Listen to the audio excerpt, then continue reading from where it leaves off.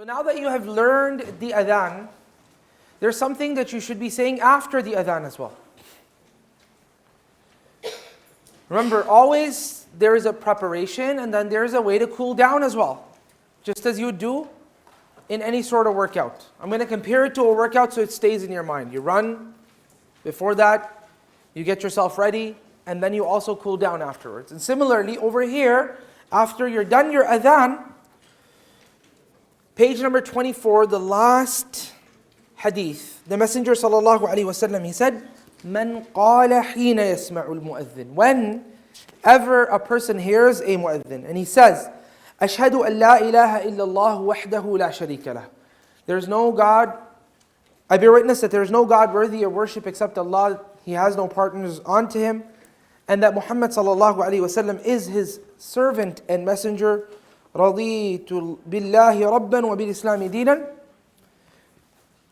I have accepted Allah subhanahu wa ta'ala as my Lord, and I have accepted the Islam as my religion. غُفِرَ لَهُ ذَنْبُهُ. Allah subhanahu wa ta'ala will forgive all of his sins for him. So now what are we going to do? We're going to get our highlighters out and highlight this. Go ahead. Grab your highlighters and highlight this. And there's a dua on page number 24, the first one as well.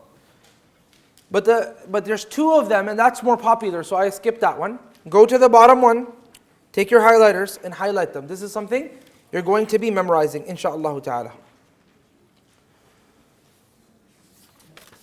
So the dua starts after the semicolons. Ashhadu an la ilaha illallah wahdahu la sharika lah.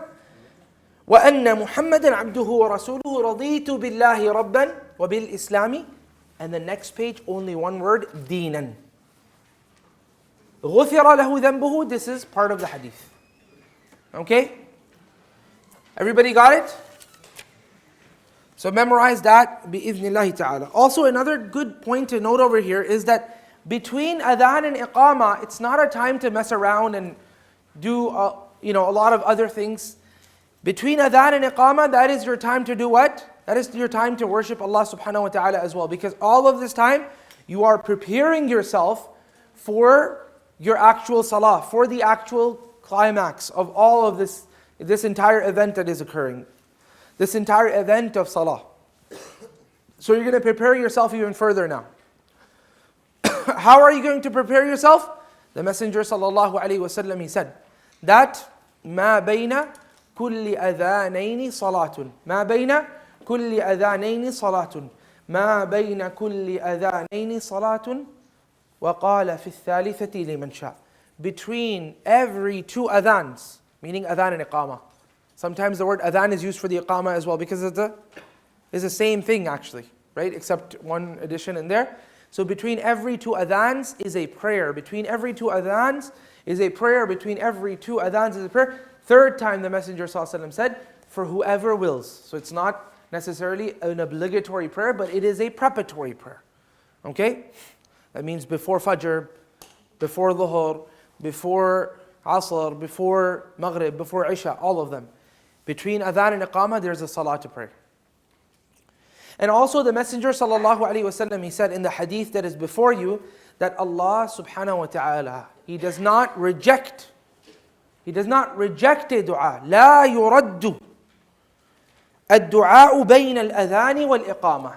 The dua is not rejected between the adhan and the iqamah. So for those that want a good time to make your dua, that is a good time to make your dua. Between what?